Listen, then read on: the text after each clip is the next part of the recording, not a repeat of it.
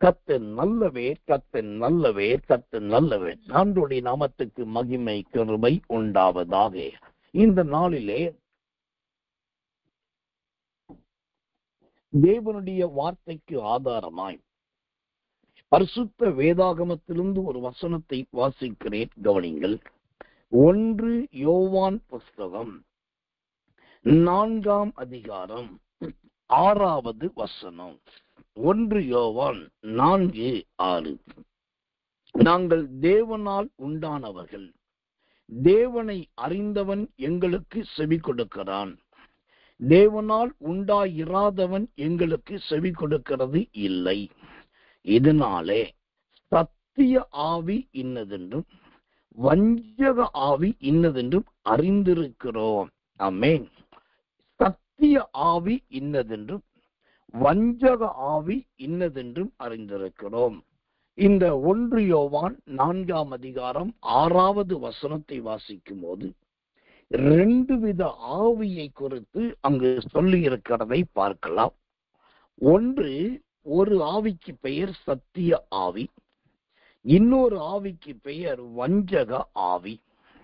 இந்த சத்திய ஆவி என்றால் என்ன என்பதையும் வஞ்சக ஆவி என்றால் என்ன என்பதையும் நாம் தெரிந்து கொள்வது ரொம்ப முக்கியம், ரொம்ப அவசியம். கர்த்தருடைய நாமத்துக்கு மகிமையும் கிருபையும் தயவும் உண்டாவதாக. இன்றைக்கு முதலாவது சத்திய ஆவியை குறித்து உங்களோடு கர்த்தருடைய வார்த்தையை பேச விரும்புகிறேன். கர்த்தர் அனுமதித்தால், தேவனுடைய வருகை தாமதித்தால், என் ஜீவ காலம் கூடுமானால் நாளைக்கு வஞ்சக ஆவியை குறித்து பேசுவதற்கு காவலாய் காத்திருக்கிறேன். இன்றைக்கு முதலாவது இந்த 1 யோவான் 4:6 சத்திய ஆவி என்றால் என்ன என்பதை நாம் அறிவோம். கர்த்தருடைய நாமத்துக்கு மகிமையும் கிருபையும் தயவும் உண்டாவதாக. இந்த சத்திய ஆவியை குறித்து பலவிதமான கருத்துக்கள் இன்றைக்கு கிறிஸ்தவ உலகத்திலே இருக்கிறது. ஆனாலும் அதற்கு மத்தியிலே இந்த சத்திய ஆவியை குறித்து நல்ல தெளிவும் ஒரு பகுதியிலே ஜனங்களுக்கும் சபையாருக்கும் இருக்கிறது. இந்த நல்ல தேவனுடைய வெளிப்பாட்டுக்காக தேவனை துதிக்கிறேன்.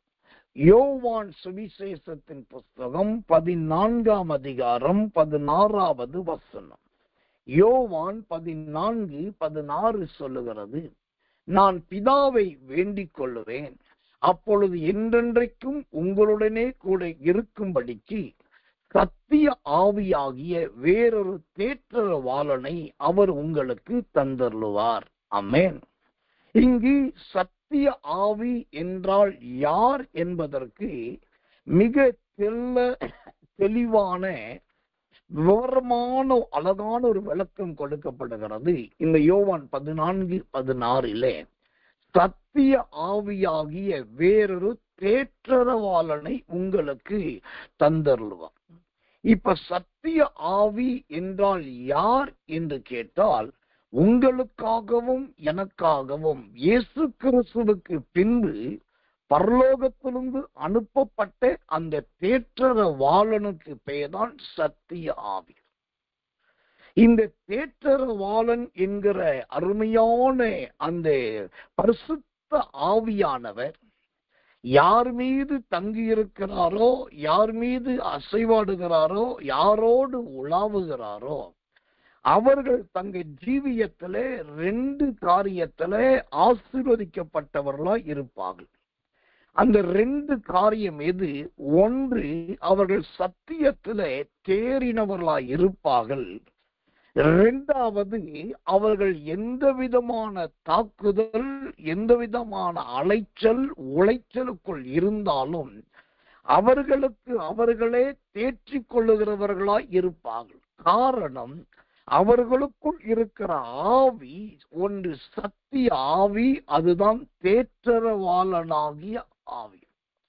இந்த தேற்றரவாளனாகிய ஆவி உள்ளே இருக்கும்போது அது எந்த விதமான மரண உபாதைகள், எந்த விதமான பயங்கர சூழ்நிலைகள் வந்தாலும் அதிலிருந்தெல்லாம் ஆண்டவர் அவர்களை தேற்றி ஆற்றி ஊக்கப்படுத்தி உற்சாகப்படுத்தி வார்த்தையை கொடுத்து வாக்குத்தத்தம் கொடுத்து தீர்க்க தரிசனமா பேசி அவங்க அப்படியே மன மகிழ்ச்சிக்குள் கொண்டு போயிடுவார். அப்ப சத்திய ஆவினா அது எவ்வளவு அற்புதமான ஒரு கிருபையுள்ள ஆவி பாருங்க. அது மனம் உடைந்தவர்களுக்கும் காயப்பட்டவர்களுக்கும் விரக்தி அடைந்தவர்களுக்கும் சஞ்சலம் நிறைந்தவர்களுக்கும் ஒரே கண்ணீரும் கம்பளையுமா இருக்கிறவர்களுக்கெல்லாம் இந்த சத்திய ஆவி என்கிற தேற்றரவாளனாகிய ஆவியானவர் தான் நல்ல அருமருந்தா இருக்கிறார், நல்ல வழிகாட்டியா இருக்கிறார். தேவனுடைய நாமத்துக்கு மகிமை கிருபை தயை உண்டாவதாக. அப்ப சத்திய ஆவி என்று சொன்னால் முதலாவது அவர் தேற்றரவாளனாகிய ஆவியானவர். அந்த தேற்றரவாளன் என்ன செய்கிறார், எப்படி நமக்கு கிடைக்கிறார் என்றால் அவர் உங்களுக்கு தந்தருளுவார். யார் தந்தருளுவார்? பிதாவாகிய தேவனால் நமக்கு கிடைக்கிற ஒரு அபிஷேகம் தான் இந்த தேற்றரவாளனாகிய ஆவி. கர்த்தருடைய நாமத்துக்கு மகிமையும் தயவும் கிருபையும் உண்டாவதாக. இப்போ முதலாவது சத்திய ஆவி என்று சொன்னால் தேற்றரவாளனாகிய பரிசுத்த ஆவியானவரை குறிக்கிறது என்று வசனத்தின் ஆதாரத்தோடு உங்களுக்கு நான் காண்பித்தேன். இத்தோடு சத்தியத்தின் ஆவி முடிஞ்சிருச்சா? சத்தியத்தின் ஆவியை குறித்த சத்தியம் இவ்வளவுதானா என்று கேட்டால் அதுதான் கிடையாது. இந்த சத்தியத்தின் ஆவியை குறித்த வெளிப்பாடு இன்னும் நிறைய இருக்கிறது. இரண்டாவது, இந்த சத்தியத்தின் ஆவியை குறித்த இரண்டாவது இன்னொரு வசனத்தை வாசிக்கிறேன். யோவான் சுவிசேஷம் 14ஆம் அதிகாரம் 17வது வசனம். யோவான் 14:17. உலகம் அந்த சத்திய ஆவியானவரை காணாமலும் அறியாமலும் இருக்கிறபடியினால் அவரை பெற்றுக்கொள்ள மாட்டாது. அவர் உங்களுடனே கூட வாசம் பண்ணி உங்களுக்குள்ளே இருப்பதால் நீங்கள் அவரை அறிவீர்கள். அல்லேலூயா. முதலாவது சத்திய ஆவி மற்றும் வஞ்சக ஆவி என்று ரெண்டு ஆவியை குறித்து நாம் 1 யோவான் 4:6 பார்த்தோம். அதிலே சத்திய ஆவி என்ன என்பதை பார்த்து வருகிறோம். அதுல முதலாவது சத்திய ஆவி என்றால் தேற்றரவாளனாகிய ஆவியானவர் என்று பார்த்தோம். இப்போ இந்த சத்திய ஆவியை குறித்து இரண்டாவது நல்ல ஒரு அற்புதமான நற்செய்தி இங்கு சொல்லப்படுகிறது. அந்த நற்செய்தி என்ன?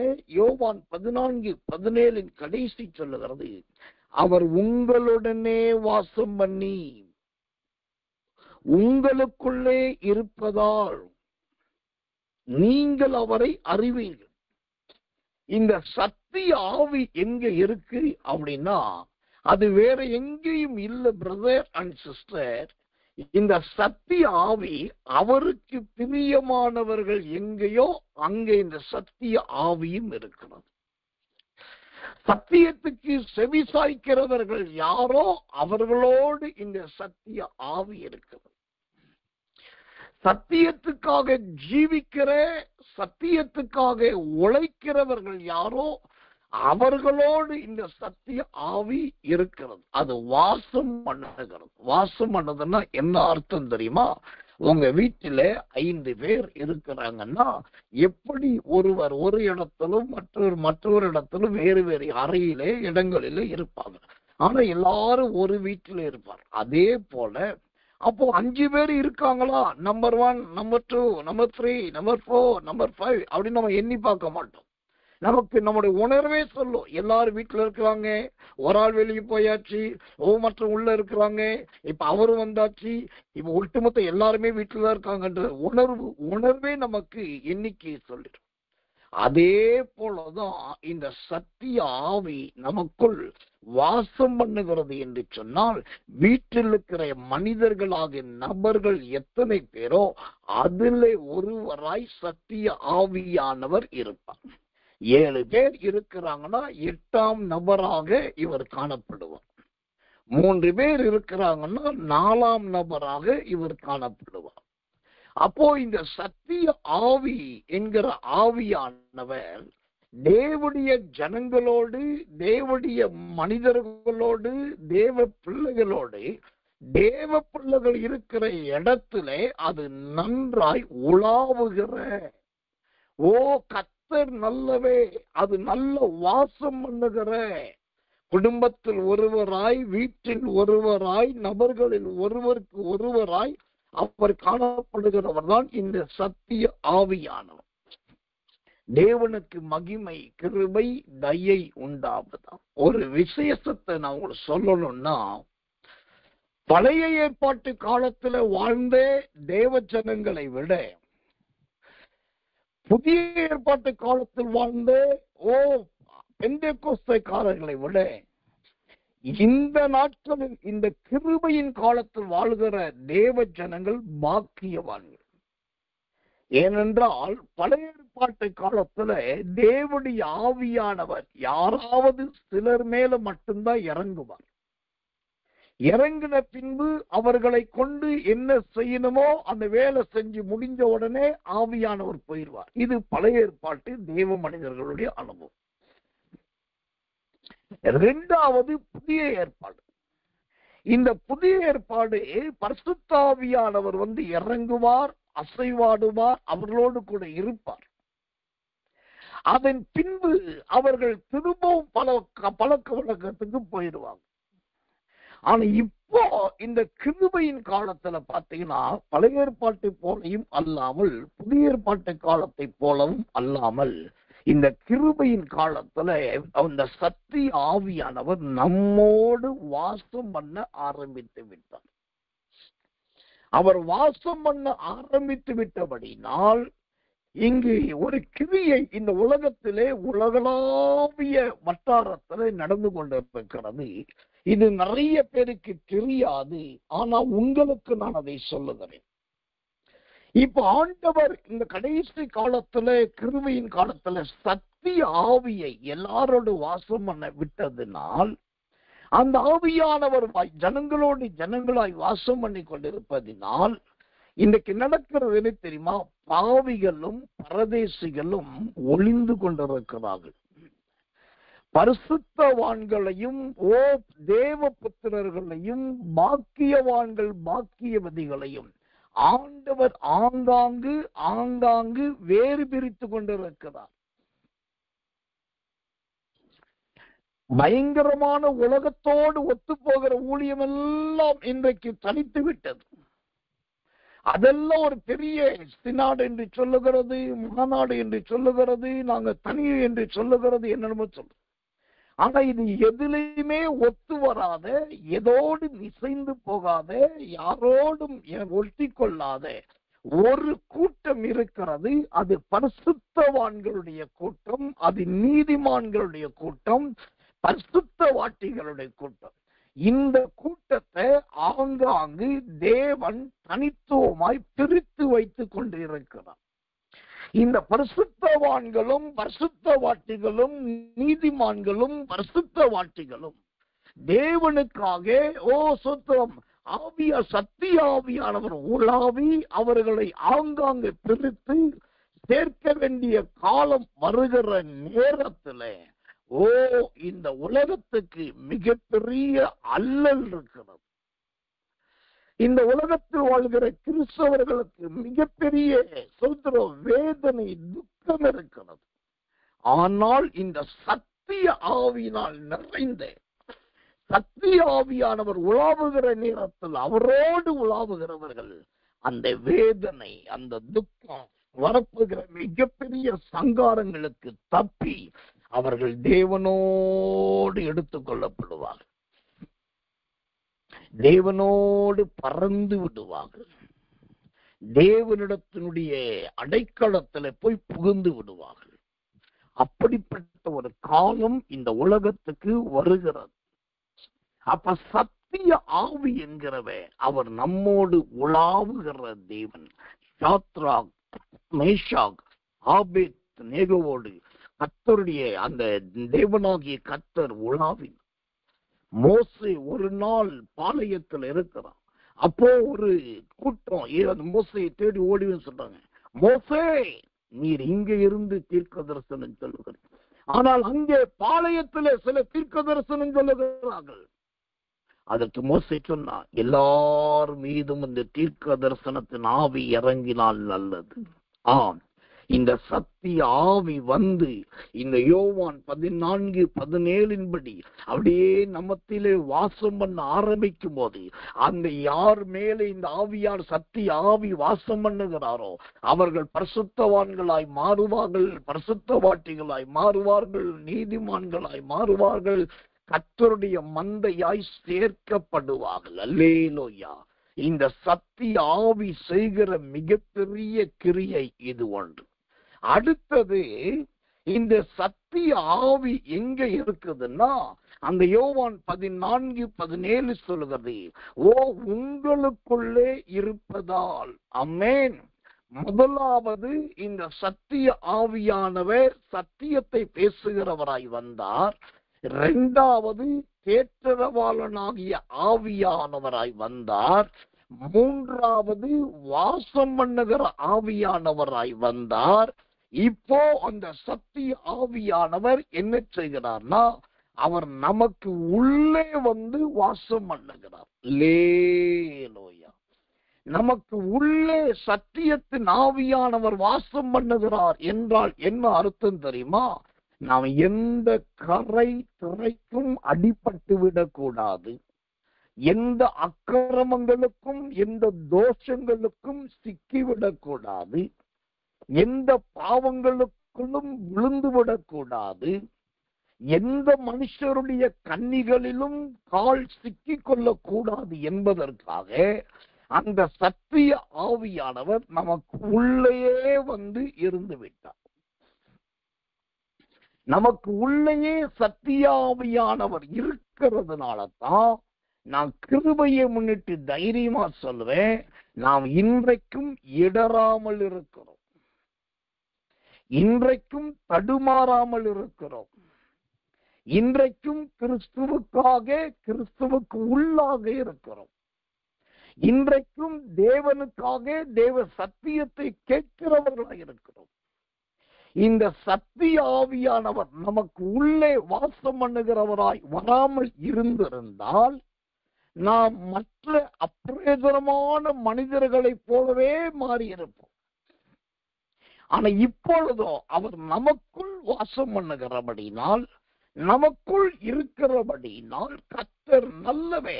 நாம் எந்த விதமான துணிகரமான அக்கிரமம், அநியாயம், மீறுதல், தவறு, குற்றங்கள், அசுத்தங்களுக்கு உள்ளே போகாதபடி அந்த ஆவியானவர் நம்மை சூழ காத்து கொள்ளுகிறார். அந்த ஆவியானவர் நம்மை தடுத்து நிலைநிறுத்துகிறவராய் இருக்கிறார். இந்த மத்தியான நேரத்துல இந்த தினந்தோறும் ஆராதனையில் வந்து சத்திய ஆவியை குறித்த தேவ செய்தியை கேட்கிற ஒவ்வொருவர் மீதும் இந்த சத்திய ஆவியானவர் வருவாராக. அவர் தேற்றரவாளனாகிய ஆவியானவராய் வருவாராக. அவர் வாசம் பண்ணுகிற ஆவியானவராய் வருவாராக. அவர் உங்களுக்குள் இருக்கிறதான எப்போதும் தங்கி இருக்கிறதான அந்த ஆவியானவராய் காணப்படுவாராக. இன்று முதல் இந்த சத்திய ஆவியின் புத்திரராய், சத்திய ஆவின் புத்திரியாய் கர்த்தர் உங்களை மாற்றுவாராக. கர்த்தர் நல்லவே, கர்த்தர் நல்லவே, கர்த்தர் நல்லவே. ஆண்டவருடைய நாமத்துக்கு மகிமையும் கிருபையும் தயவும் உண்டாவதாக. இந்த சத்திய ஆவியை குறித்த இன்னொரு சத்தியத்தை உங்களுக்கு சொல்லும்படி கர்த்தருக்குள் பிரயாசப்படுகிறேன். யோவான் சுவிசேஷம் 15ஆம் அதிகாரம் 26வது வசனம். யோவான் 15:26. பிதாவினிடத்திலிருந்து நான் உங்களுக்கு அனுப்ப போகிறவரும் பிதாவினிடத்திலிருந்து புறப்பட்டு வருகிறவருமாகிய சத்திய ஆவியான தேற்றரவாளன் வரும்போது அவர் என்னை குறித்து சாட்சி கொடுப்பார். அல்லேலூயா. இந்த சத்திய ஆவியானவர் இல்லாட்டி சத்திய ஆவி என்பது ஐந்தாவதாக என்ன செய்யக்கூடியது? அது தேவனை குறித்து சாட்சி கொடுக்கக்கூடியது.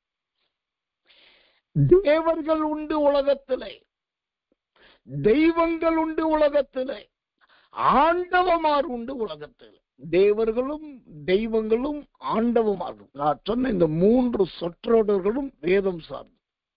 இவங்கெல்லாம் இருந்தாலும் இந்த சத்திய ஆவி என்ன சொல்லும்? தேவர்களும் தெய்வங்களும் ஆண்டவமார் இருந்தாலும் என்னுடைய ஆண்டவர், எங்களுடைய ஆண்டவர், நம்முடைய ஆண்டவர் ஒருவரே ஆண்டவர் என்று அந்த தெய்வத்தை குறித்து, இயேசுவை குறித்து சாட்சி கொடுக்கிறவர் இந்த அருமையான சத்தியத்தின் ஆவியானவர்.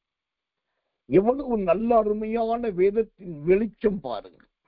ஆனா இன்றைக்கு சாட்சி என்று சொன்னால் எதுவாயிருக்கிறது? என் பல்லு வலி சரியாயிடுச்சு, என் மூக்கு வலி சரியாயிருச்சு, என் கால் வலி சரியாயிருச்சு, எனக்கு தேவன் நல்ல ஆரோக்கியத்தை கொடுத்தா அதைத்தான் சாட்சியாய் சொல்லிக் கொண்டிருக்கிறோம். ஆனா சத்திய ஆவியானவர் தன்னை குறித்து, சுயத்தை குறித்து சாட்சி கொடுக்காமல் அவர் பிதாவை குறித்தும் குமாரனாகிய இயேசுவை குறித்தும் சாட்சி கொடுக்கிறவராயிருக்கிறார். அதனாலதான் நாம் சாட்சி சொல்லும் போது அது தேவனுக்கு மகிமையான சாட்சியாக இருக்க வேண்டும் என்று சொல்லுகிறோம். இப்ப ஐந்தாவதாக இந்த சத்திய ஆவியானவர் சாட்சி கொடுக்கிற கர்த்தர் நல்லவன், நல்ல ஒரு அனுபவம். இந்த சாட்சி சொல்லுதல் அல்லது சாட்சி கொடுப்பது என்பது எதை குறிக்கிறது? அது முதிர்ச்சி தன்மையையும் நல்ல அனுபவத்தை கொடுக்கிறது. என்னை குறித்து ஒருத்தர் வேறொரு சபையிலே நல்லா பேசுறார், அப்படி என்னை குறித்து சொல்றாருனாக்கா அவர் என்னுடைய ஊழியத்தையோ, என்னுடைய செய்திகளையோ, என்னுடைய ஜீவியத்தையோ அறிந்திருந்தால் மட்டும்தான் ஒருவரால் என்னை குறித்து பேச முடியும். சாதாரண எளிய மனுஷனாக எஸ்எஸ்கே குறித்து சொல்றதுக்கே என்னை குறித்து அறிந்திருக்கணும்னா, இங்கு பிதாவை குறித்தும் இயேசுவை குறித்தும் சத்திய ஆவி சாட்சி கொடுக்கிறார்னா, இந்த சத்திய ஆவியானவர் தேவனை நன்றாய் அறிந்தவர். அந்த சாட்சி என்பது எதை குறிக்கிறது? சத்திய ஆவியின் அனுபவத்தை குறிக்கிறது. சத்திய ஆவியானுடைய முதிர்ச்சியை குறிக்கிறது. நல்ல முதிர்ச்சி, எல்லாவற்றையும் அறிந்தவர். இன்னொன்னு தெரியுமா? இந்த சத்திய ஆவியானவர் என்கிறவர் சாதாரணமானவர் கிடையாது. அவரை குறித்து வேதம் சொல்லுகிறது, அவர் சத்தியத்தை குறித்தும் பாவத்தை குறித்தும் கண்டித்து உணர்த்துகிறவர். அல்லேலூயா! அந்த சத்தியத்தை குறித்தும் பாவத்தை குறித்தும் கண்டித்து உணர்த்துகிறவர் என்றால், இந்த சத்திய ஆவியானவருக்கு சத்தியம் மட்டும்தான் தெரியும் என்று நினைக்க கூடாது. இந்த சத்திய ஆவியானவருக்கு பாவத்தை குறித்தும் தெரியும், பாவத்தின் விளைவை குறித்தும் தெரியும். Positive and negative, plus and minus ரெண்டையுமே தெரிந்தவர் இந்த சத்திய ஆவியானவர். அவ்வளவு விசேஷம் நிறைந்த சத்திய ஆவியானவர் தான் நம்மோடு வாசம் பண்ணுகிறவராய் இருக்கிறார், நம்மோடு நமக்குள் தங்கி இருக்கிறவராய் இருக்கிறார். அப்ப நாம் எப்படி மாற வேண்டும்? இந்த சத்திய ஆவியானவர் தேவனை குறித்து எப்படி சாட்சி கொடுக்கிறாரோ, நம்முடைய ஜீவியம், நம்முடைய வாழ்க்கை ஒவ்வொன்றும் அது கர்த்தருக்கு முன்பாகவும் மனிதர்களுக்கு முன்பாகவும் சாட்சியாகவே இருக்க வேண்டும். அந்த கடைசி காலத்துல எல்லாருக்குள்ளும் ஆண்டவர் விரும்புவது இந்த ஒரு சாட்சி. அதுதான் ரொம்ப முக்கியம். நான் அடிக்கடி சொல்றதே திரும்பவும் சொல்றேன். இந்த உலகத்துல ஆண்டவராக இயேசு பேசின வார்த்தைகளையே கடைசி வார்த்தை எதுன்னா, அப்போஸ்தலர் 1 தான். அந்த கடைசி வார்த்தை என்ன தெரியுமா? நீங்கள் எனக்கு சாட்சிகளாய் இருப்பீர்கள். இதை இயேசு சொல்லிட்டு போனாரு. அவர் சொன்ன மாதிரியே சத்திய ஆவியானவர் சாட்சியாகவே இருக்கிறார். அந்த அவர் சத்திய ஆவியானவர் சாட்சியா இருக்கிறார். நாம் ஞானஸ்நானம் பெற்ற நாம் பரிசுத்தாவியை பெற்ற நாம், வேதத்தை வாசிக்கிற நாம், நல்ல செய்திகளை கேட்கிற நாம், ஊழியத்துக்கு ஒப்பு கொடுத்திருக்கிற நாம், கர்த்தருக்காக வாழுகிற நாம் எப்படி இருக்க வேண்டும்? கூடுமான வரைக்கும் எல்லாவற்றிலும் எப்பொழுதும் சாட்சியாய் இருக்க வேண்டும். கர்த்தருக்கு மகிமை, கிருபை, தயை உண்டாகும். இந்த செய்தியை கேட்கிற எனக்கு மிகவும் பிரியமான தேவச்சனமே, சத்திய ஆவி என்கிற பெயரை போல உங்க ஜீவியம் சத்தியம் நிறைந்ததா இருக்கிறதா என்று பாருங்க. அந்த சத்திய ஆவி என்கிறவர் தேற்றரவாளனா இருக்கிறதை போல உங்களுடைய நடக்கையும் சுபாவமும் குணங்களும் மற்றவர்களை ஆற்றக்கூடிய தேற்றக்கூடியதா இருக்கிறதா என்பதை பாருங்கள். இந்த சத்திய ஆவியானவர் வாசம் பண்ணுகிறவராய் இருக்கிறதை போல, எல்லாரும் இருக்கிற இடத்தில் வாசம் பண்ணுவதை போல, நாம் எல்லாரோடும் ஒருமித்து இருக்கிறோமா? ஒரே ஆவி, ஒரே சிந்தை, ஒரே எண்ணம் இருக்கிறதா என்பதை பாருங்கள். இந்த சத்திய ஆவியானவர் நமக்கு உள்ளே இருக்கிறதை போல நாம் எல்லா நாளும் கிறிஸ்துவுக்குள் இருந்து வாழ்கிறோமா என்பதை பாருங்கள். ஏனென்றால் 2 கொரிந்தியர் 5ஆம் அதிகாரம் 17வது வசனம் சொல்லுகிறது, ஒருவன் கிறிஸ்துவுக்குள் இருந்தால் அவன் புது சிருஷ்டியாய் இருக்கிறான். கிறிஸ்துவுக்குள் இருந்தால், அப்போ சத்திய ஆவியானவர் நமக்குள் இருப்பதை போல நாம் கிறிஸ்துவுக்குள் இருக்க. இந்த ஒரு ஜீவியம், இந்த ஒரு வாழ்க்கை நமக்கு ரொம்ப முக்கியம். கர்த்தருக்கு மகிமை, கிருபை, தயை உண்டாவதாக. கடைசியா இந்த சத்திய ஆவியானவர் பிதாவை குறித்தும் இயேசுவை குறித்தும் சாட்சி கொடுக்கிறவராய் இருக்கிறதை போல தேவ பிள்ளைகளாகிய நம்முடைய பேச்சு, சுபாவம், குணம், நடக்கை எல்லாம் கர்த்தருக்கு சாட்சியாய் இருக்க வேண்டும். வாய் திறந்து மைக் பிடித்து மேடையில ஏறி எல்லாருக்கும் முன்பாக சொல்லுகிற சாட்சியை விட நம்முடைய நடை, உடை, பாவனை, பேச்சு எல்லாவற்றிலும் சாட்சியை வெளிப்படுத்துவோம் என்று சொன்னால் அந்த சத்திய ஆவியானவர் நம்மோடு கூட இருப்பார். அவர் சகல சத்தியத்துக்குள் நம்மை நடத்துவார்.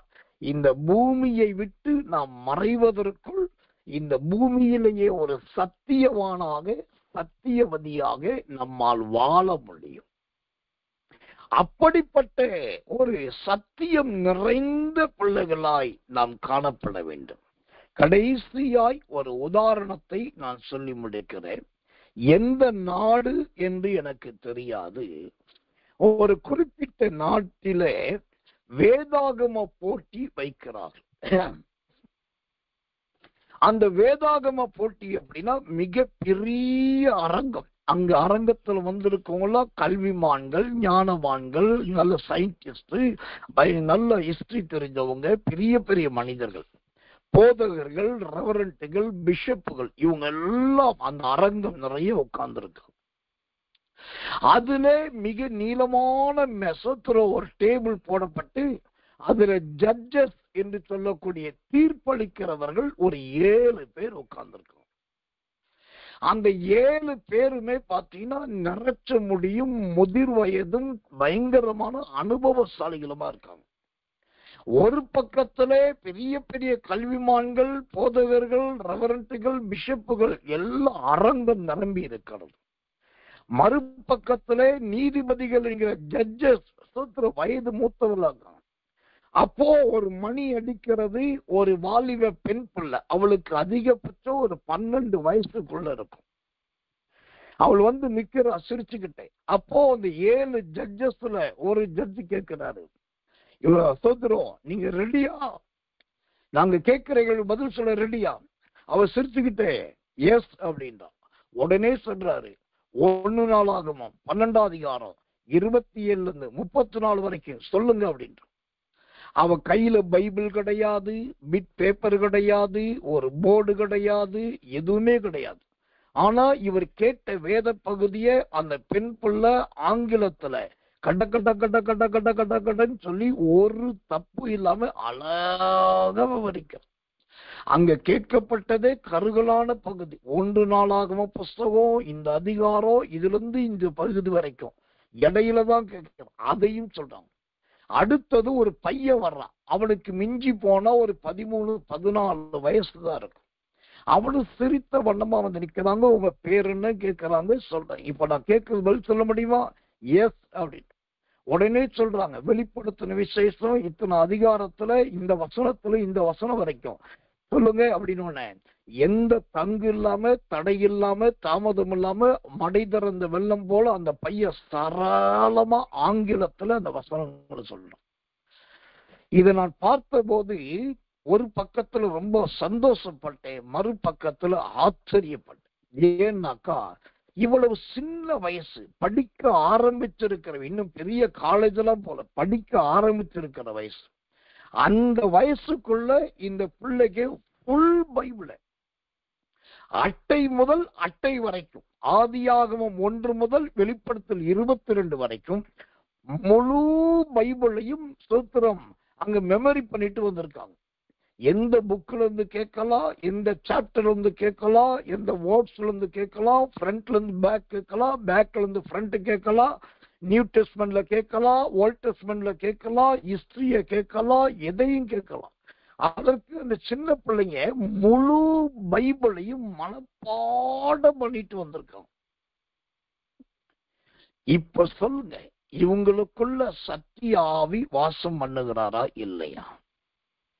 எனக்கு எங்க இவ்வளவு அழகா திறமையா வந்து முழு வேதத்தை ஒப்புவிக்கிறது கூட பெரிய சந்தோஷம் கிடையாது. எனக்கு அதுல இன்னொரு சந்தோஷம் என்ன தெரியுமா? முழு பைபிளையும் இந்த சின்ன வயசுல மனப்பாடம் பண்ணி கொள்றதுக்கு அந்த பிள்ளைகள், அந்த பெற்றோர் எவ்வளவு அழகா வளைந்தெடுத்திருக்கிறாங்க பாருங்க. எவ்வளவு நேர்த்தி அவர்கள் வளர்த்திருக்கிறாங்க பாருங்க. சின்ன வயசுலே அறிஞர்களுக்கும், ஞானிகளுக்கும், வேத பண்டிதர்களுக்கும், கல்விமான்களுக்கும், போதகர்களுக்கும், ஆயர்களுக்கும், பிஷப்புகளுக்கும் எல்லாருக்கும் மத்தியில் நிற்கத்தக்கதாய், எவ்வளவு பெரிய மனுஷன் எந்த கேள்வி கேட்டாலும் சளைக்காமல் பதில் சொல்லத்தக்கதாய் அந்த பிள்ளைகளை அழகாய் உருவாக்கி இருக்கிறார்கள் என்று சொன்னால், அந்த பெற்றோருடைய அர்ப்பணிப்பு எவ்வளவு பெரிய அர்ப்பணிப்பாயிருக்கு. இன்னைக்கு நான் அதைத்தான் சொல்லி முடிக்க விரும்புகிறேன்.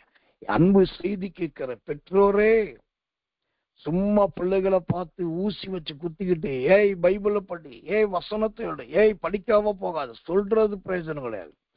அன்பா பேசி பிரெயின் வாஷ் பண்ணி எடுத்து கொடுத்து பக்கத்துல உட்காந்து அவங்கள அழகா படிக்க வைக்கணும். அதுல சில வசனத்தை மனப்பாடம் பண்ண வைக்கணும். அதுல சில பகுதியை சொல்ல வைக்கணும். அதுதான் ஒரு பெற்றோர் செய்ய வேண்டிய கடமை. இந்த சத்திய ஆவி இப்படி எல்லாரையும் சத்தியவான்களாய் மாற்றுகிறது. உங்களையும் என்னையும் மாற்றட்டும். நம்முடைய வீடு சத்தியம் நிறைந்த வீடாய் இருக்கட்டும். நம்முடைய பிள்ளைகள் சத்திய வசனத்திலே தேறினவர்களாய், நல்ல விளைந்தவர்களாய், அனுபவம் உள்ளவர்களாய் மாறட்டும். அந்த கிருபையை எல்லாருக்கும் ஆண்டவர் தருவாராக. நாளைக்கு கர்த்தருக்கு சித்தமானால் இந்த 1 யோவான் 4ஆம் அதிகாரம் 6ஆம் வசனத்தில் இருக்கிற வஞ்சக ஆவியை குறித்து நாம் பார்க்க போகிறோம். இப்பொழுது கண்களை மூடி வாய்களை திறந்து ஒப்பு கொடுத்து, ஆண்டவரே, அந்த சத்திய ஆவி எனக்குள் வாசம் பண்ணட்டும், அந்த சத்திய ஆவி எனக்குள் உலாவட்டும், அந்த சத்திய ஆவி ஆண்டவரே என்னோடு இருக்கட்டும். சத்திய ஆவி சாட்சி சொல்லுவதை போல நானும் சாட்சி உள்ளவனாய் மாற எனக்கு உதவி செய்யும் என்று சொல்லி எல்லாரும் கண்களை மூடி வாய்களை திறந்து கர்த்தரை ஸ்தோத்திரம் பண்ணுவோம், இயேசுவின் நாமத்தினாலே.